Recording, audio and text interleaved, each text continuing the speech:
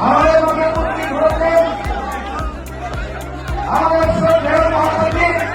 বাংলাদেশ জাতীয়তাবাদী দলের মহাসচিব এবং